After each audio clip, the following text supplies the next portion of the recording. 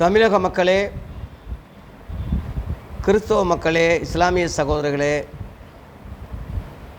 இந்து சகோதரர்களே,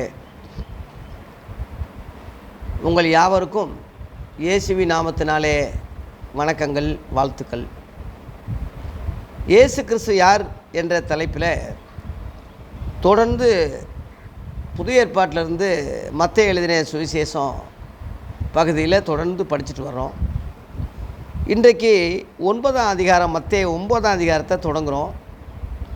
இந்த 9ஆம் அதிகாரத்தில் இயேசு கிறிஸ்துவுடைய அற்புதங்கள் என்ற வரிசையில் 7வதாக ஒரு திமிர்வாதக்காரனை இயேசு சுகமாக்குற விதத்தை மத்தேயு 9ஆம் அதிகாரம் 1லிருந்து 7 வரை இந்த பகுதியை நம்ம பார்க்க போகிறோம். அதாவது 8 வரை நம்ம அந்த அற்புதங்களை பார்க்க போகிறோம். அப்பொழுது அவர் படவிலிருந்து ஏறி இக்கரைப்பட்டு தம்முடைய பட்டணத்துக்கு வந்தார். அங்கே படுக்கையிலே கிடந்த ஒரு திமிர்வாதக்காரனை அவரிடத்திலே கொண்டு வந்தார்கள். அதாவது பொதுமக்கள். திமிர்வாதக்காரன்னா அது ஒரு நோய், ஒரு கொடிய வியாதி, எந்திரிக்க முடியாது. அப்படிப்பட்டவனை அங்கே உள்ள பொதுமக்கள் எல்லாரும் சேர்ந்து அங்கே கொண்டு வர்றாங்க. அவன் ஆண்டவர் சுகமாக்கிடுவார், இயேசு கிட்ட போனால் அற்புதம் நடக்கும், அவர் கண்டிப்பாக சுகமாக்கிடுவார்னு சொல்லி நம்பிக்கையில் எல்லாருடைய விசுவாசத்தில் அவனை கொண்டு வர்றாங்க. எல்லாருக்கும் விசுவாசம் இல்லாட்டினா அவனை கொண்டு வர மாட்டாங்க. எல்லாருக்கும் இயேசு சுகமாக்குவார் என்ற நம்பிக்கை, விசுவாசம் இருந்ததுனால தான் எல்லாரும் கொண்டு வர்றாங்க. கொண்டு வரும்போது இயேசு அந்த கொண்டு வந்தவங்களுடைய விசுவாசத்தை கண்டு அப்படின்ருக்கு. விசுவாசத்தை கண்டு அவர் திமிர்வாதக்காரனை நோக்கி, மகனே திடன்கொள், உன் பாவங்கள் உனக்கு மன்னிக்கப்பட்டது என்றார். உன் வியாதி சுகமானது என்று சொல்லாமல் உன் பாவங்கள் மன்னிக்கப்பட்டது என்று சொல்கிறார். அதாவது பாவத்தின் சம்பளம் மரணம் என்று வேதத்தில் எழுதியிருக்கு. அந்த மரணத்துக்கு முன்னாடி திடீர் மரணம் வராது, ஒரு வியாதி வரும், நோய் வரும்.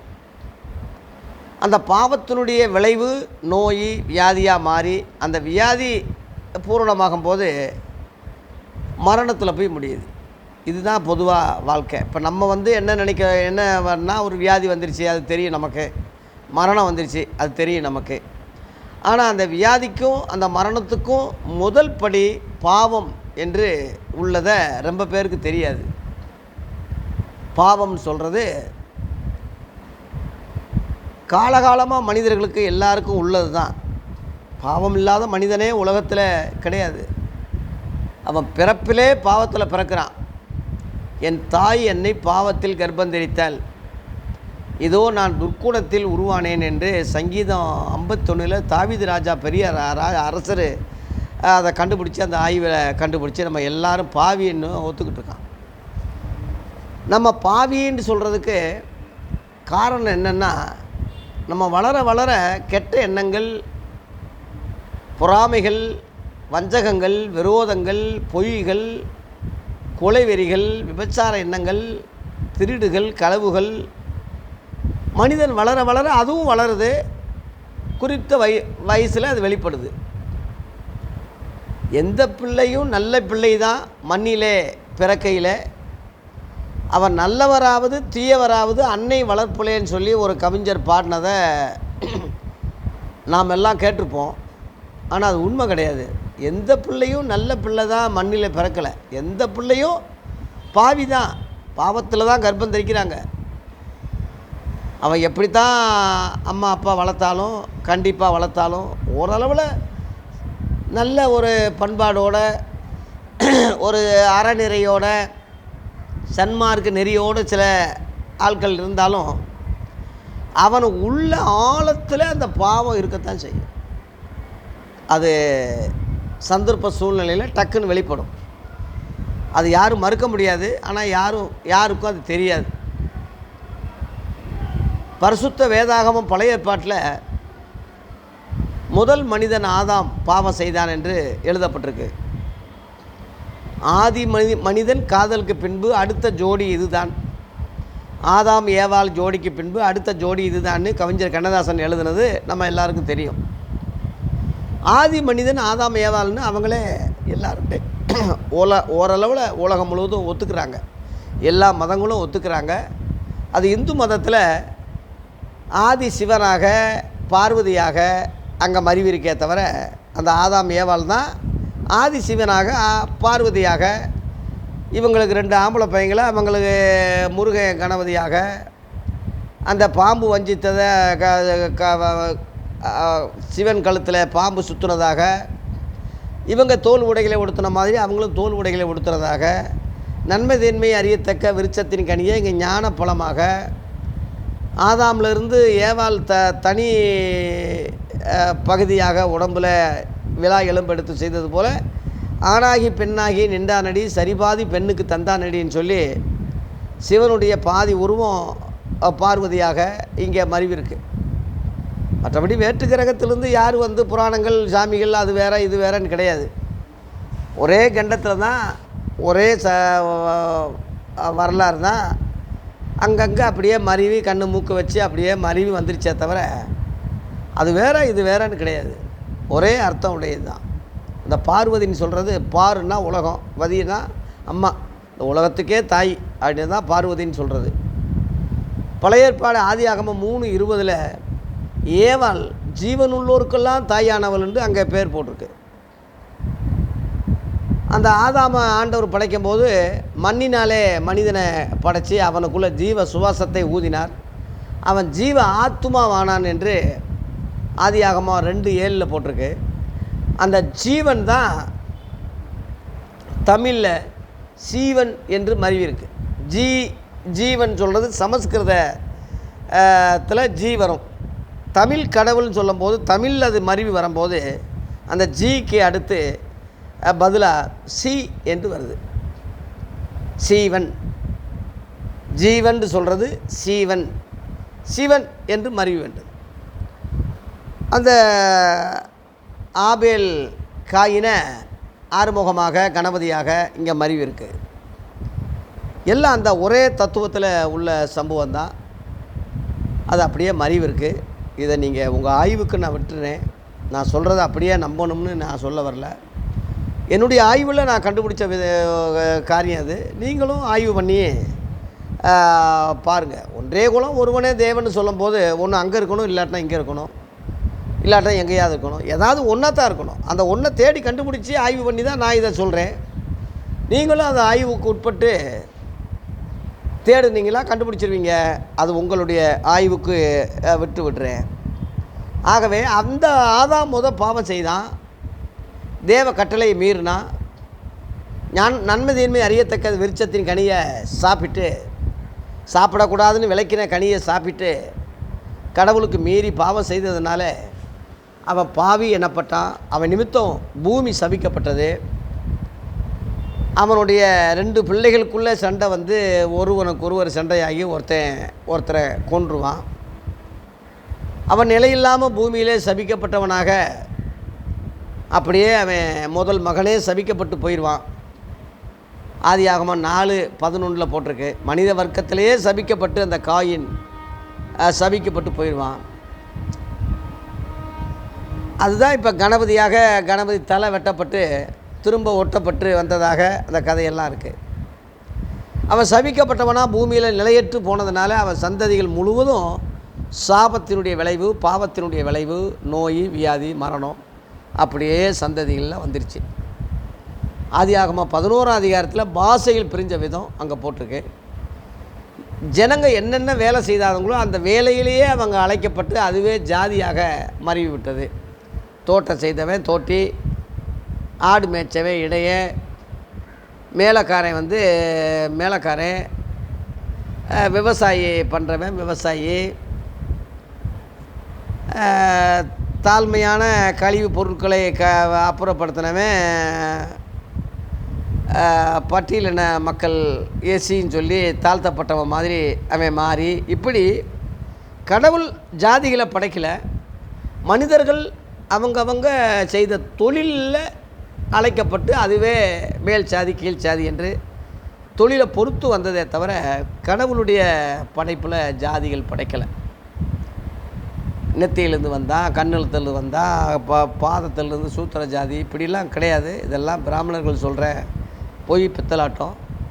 அவங்க மக்களை ஏமாற்றி சொகுசாக வாழ்வதற்காக தங்களை கடவுளுடைய ஏஜெண்டாக மாற்றப்பட்டு சொன்ன காரியமே தவிர வேற அல்ல. ஆகவே அந்த விளைவு தான் இன்றைக்கு உலகம் முழுவதும் பாவிகள் என்னப்படுறாங்க. இவ்வளோதான் பணக்காரனாக இருந்தாலும், எவ்வளோதான் வசதி உள்ளவனாக இருந்தாலும், அவன் பாவியாக இருப்பதுனால அவனுக்கு சமாதான நிம்மதி கிடையாது. அதனால தான் அவனுக்கு நோய் வியாதி வருது. அதனால தான் சாகுறான். பாவத்தின் உச்சக்கட்டம் மரணம். அது யாரும் மறுக்க முடியாதுல்ல.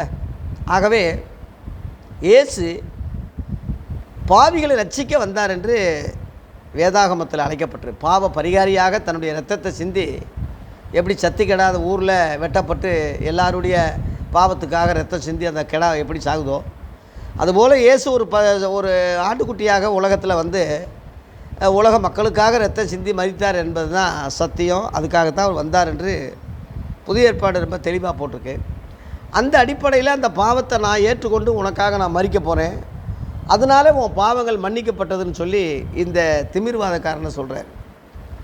அங்கே உள்ள மதவாதியை சில ஆளுங்க உடனே முறுமுறுக்கிறாங்க. இவன் தேவதூஷணம் சொல்கிறான், கடவுள் ஒருவரை தவிர யாருமே பாவத்தை மன்னிக்க சக்தி இல்லை, இவன் பாவத்தை மன்னின்னு சொல்கிறாரு, என்ன சக்தின்னு சொல்லி பேசிக்கிறாங்க. இயேசு அவர்கள் நினைவுகளை அறிந்து 4ஆம் வசனத்தில், நீங்கள் உங்கள் இருதயங்களிலே பொல்லாதவைகளை சிந்திக்கிறது என்ன? உன் பாவங்கள் மன்னிக்கப்பட்டது என்று சொல்வதோ எழுந்து நடவென்று சொல்வதோ எது எளிது? பூமியிலே பாவங்களை மன்னிக்க மனசுகுமானுக்கு அதிகாரம் உண்டு என்பதை நீங்கள் அறிய வேண்டும் என்று சொல்லி திமிர்வாதக்காரனை நோக்கி, நீ எழுந்து உன் படுக்கை எடுத்துக்கொண்டு உன் வீட்டுக்கு போ என்றார். உடனே அவன் எழுந்து தன் வீட்டுக்கு போனான். அதை கண்டு ஜனங்க ஆச்சரியப்பட்டு, மனுஷருக்கு இப்படிப்பட்ட அதிகாரத்தை கொடுத்தவராகிய தேவனை மகிமைப்படுத்தினார்கள்னு சொல்லி அந்த பொதுமக்களை பற்றி இங்கே பார்க்குறோம். ஆகவே பூமியில் பாவங்களை மன்னிக்க இயேசுவுக்கு அதிகாரம் உண்டு என்பதை இயேசுவே சொன்னார். வேறு எந்த தெய்வ அவதாரத்துக்கும் எந்த ஒரு மனித பிறவிக்கும் மகான்களுக்கும் இந்த அதிகாரம் கொடுக்கப்படலை. ஏன்னா அவன் பிறப்பாலே பாவத்தில் பிறக்கிறான், பாவத்தில் வாழ்கிறான். விவரம் தெரிஞ்ச பிறகு தான் அது பிறகு சன்னியாசியாக போகிறான், சாமியாராக போகிறான், முற்றும் துறந்த முனிவராக போகிறான், புத்தர் முதல் கொண்டு சொல்கிறேன். இயேசு கிறிஸ்துடைய பிறப்பு அப்படி சொல்லலை. ஆணும் பெண்ணும் சேர்க்கைக்கு அப்பாற்பட்ட வகையில் ரெண்டும் சேர்றதுக்கு முன்னாடியே பரிசுத்த ஆவியினாலே கர்ப்பம் தரித்தார் என்று பிறந்தார் என்று புதிய ஏற்பாடு வரலாறு மரியாளம்மா பிறப்பை பற்றி, கன்னி பிறப்பை பற்றி இங்கே புதிய ஏற்பாட்டில் சொல்லியிருக்கு.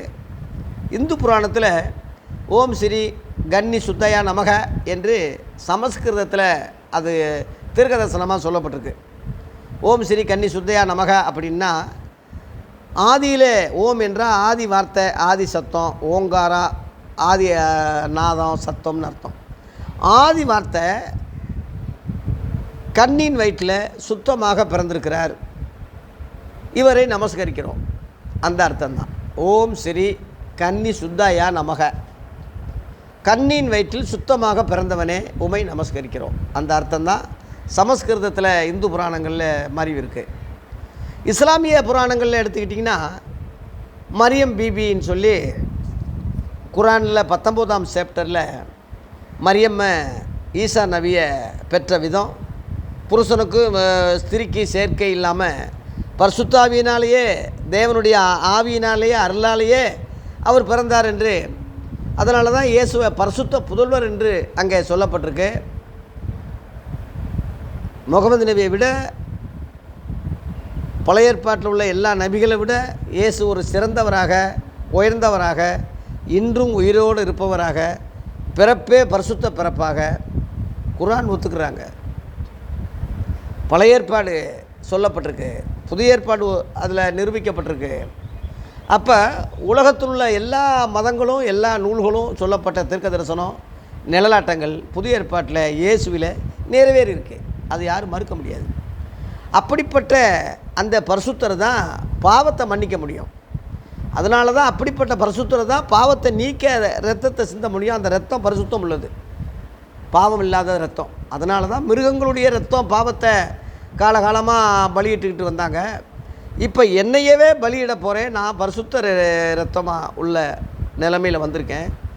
நான் இரத்தம் சிந்தி உங்களை மீட்கிறேன், உலகத்தின் பாவத்தை சுமந்து தீர்த்த நான் தேவ ஆட்டுக்குட்டியாக இருக்கிறேன், நம்முடைய பாவங்களை மாத்திரமல்ல சர்வலோகத்தின் பாவங்களை நிவர்த்தி செய்கிற பலியாக நான் வந்திருக்கேன்னு சொல்லி 1 யோவான் 2 அதிகாரம் 2 வசனத்தில் ஆதி அப்போஸ்தலர்கள் சீடர்கள் ஊழியர்கள் எழுதியிருக்காங்க. ஆகவே மக்களே, தமிழக மக்களே, இயேசுவாகிய அந்த குமரக்கடவுள் தான் மனித அவதாரத்தில் பலியாக வந்த ஆட்டுக்குட்டி. அவர் ஒருவர் தான் பூமியில் பாவங்களை மன்னிக்கிறதுக்கு அதிகாரம் உண்டு, வேறு யாருக்கும் கிடையாது. ஆகவே இந்த பூமியில் மன்னிக்க அதிகாரம் எனக்கு உண்டு என்பதை நீங்கள் அறியணும்னு சொல்லி உடனே எழுந்து போ என்று சொல்லும்போது உடனே அவன் எழுந்து சுகமாகி வீட்டுக்கு போகிறான். ஜனங்கள் எல்லாரும் ஆச்சரியப்பட்டு இந்த மாதிரி அதிகாரத்தை கொடுத்த கடவுளை துதிச்சாங்க, மகிமைப்படுத்துகிறாங்கன்னு இருக்குது. யூதர்கள்கிட்ட உள்ள ஒரு சிறப்பு என்னென்னா, மற்றவங்ககிட்ட இல்லாத ஒரு சிறப்பு யூதர்கள்கிட்ட என்ன சிறப்பு இருக்குன்னா, இப்படிப்பட்ட ஒரு அற்புதம் செய்கிறாரு. நம்ம இந்தியர்களாக இருந்தால் உடனே காலில் விழுந்து இறைவா தெய்வமே நீங்கள் தான் கடவுளே வந்துட்டீங்களேன்னு சொல்லி கும்பிட்டுருப்பாங்க. அந்த யூதர்களுடைய மெச்சூரிட்டி என்னென்னா, இந்த அதிகாரத்தை இந்த அளவில் அதிகாரத்தை கொடுத்த கடவுளை மகிமைப்படுத்துகிறாங்கன்றது. அப்போ இவர் கடவுள் அல்ல, மனிதர் தான், கடவுளால் அனுப்பப்பட்ட ஒரு தீர்க்கதரிசி தான். இவருக்கு இப்படிப்பட்ட ஒரு அதிகாரத்தை அந்த இறைவன் கொடுத்தாலொழியே இவர் இது செஞ்சிருக்க முடியாது. ஆகவே இந்த அதிகாரத்தை கொடுத்த அந்த கடவுள் அவர் தான், அவரை மகிமைப்படுத்துவோம் என்ற முறையில் அந்த மெச்சூரிட்டியோடு அறிவோடு அவங்க யூதர்கள் இருந்தாங்க. அந்த வகையில் மற்ற மதங்களை விட மற்ற ஜனங்களுடைய மெச்சூரிட்டியை விட இவங்க சிறந்தவங்க. இந்த அடிப்படையில் வந்த இஸ்லாமியர்கள் அவங்களும் ஒரே கடவுள் ஒரே இதைத்தான் மகிமைப்படுத்துகிறாங்க. முகமது நபியை கூட கடவுள்னு அவங்க சொல்லலை, கடவுள்னு கும்பிடல. அவங்கள அந்த நல்ல புரிதலோடு தான் இருக்காங்க. கிறிஸ்தவங்க இன்றைக்கி உள்ள போதர்கள் சரியில்லாதனால தாறுமாறாக போஷித்து ஏசு யாருன்னு தெரியல, இறைவன் யாருன்னு தெரியல, இப்போ உபதேசம் யாருன்னு தெரியல, போட்டு குழப்பிக்கிட்டு இவங்க கெடுத்து மதவாதிகள் கிறிஸ்தவ மத முன்னோடிகள் தலைவர்கள் கெடுத்துட்டாங்க சபைகளை. இதுதான் உண்மையை தவிர மற்றபடி இயேசு ஒருவர் தான் பாவத்தை போக்கி ரட்சிக்கிறவர் என்ற இரட்சகர் என்ற முறையில் பலியாக ஆட்டுக்குட்டியாக வந்த இறைவனால் அனுப்பப்பட்ட தேவகுமாரன் உலக இரட்சகர். இந்த அடிப்படையில் பாவங்களை மன்னிக்கிறார், நோய்களை சுகமாக்குறார். ஆகவே இந்த அன்பான தேவ பிள்ளைகளே, பாவத்தினுடைய விளைவு தான் நோய், வியாதி, சாபங்கள். அந்த சாபத்தினுடைய உச்சக்கட்டம் மரணம். ஆகவே மரணமில்லாத வாழ்க்கை தான் பரலோக வாழ்க்கை என்பது. அதை மக்களுக்கு கொடுக்கத்தான் இறைவனால் அனுப்பப்பட்ட ஆட்டுக்குட்டியாக, இரட்சகராக, மீட்பராக, அந்த குமர கடவுளாக, மனசகுமாரனாக வந்தார். இந்த இயேசுவை விசுவாசிக்கும் போது நம்ம பாவ மன்னிப்பு பெறுகிறோம், சாபத்திலிருந்து விடுபடப்படுகிறோம், வியாதி விளைவினங்களிலிருந்து விடுதலை பெறுகிறோம். இந்த அற்புதத்தை அன்னைக்கு மட்டும் இல்லை, இன்றைக்கி நீங்கள் நம்புனா விசுவாசித்தா இன்றைக்கும் நடக்க அது வல்லமை உள்ளதாக இருக்குது. அவர் விசுவாசிக்கிறவர்கள் யாரும் வெட்கப்பட்டு போனதாக வரலாறு இல்லை. நம்பி வாங்க, உங்கள் சாபங்கள் மறையும், நோய்கள் சுகமாகும், நித்திய மரணத்திலிருந்து விடுதலையாகி பேரின்ப வாழ்க்கையை அடைய இறைவன் உங்களுக்கு கிருபை செய்வாராக, அருள் செய்வாராக. நாளைய ஒரு அற்புதத்தோடு நாளைய சந்திப்போம். நன்றி, வணக்கம்.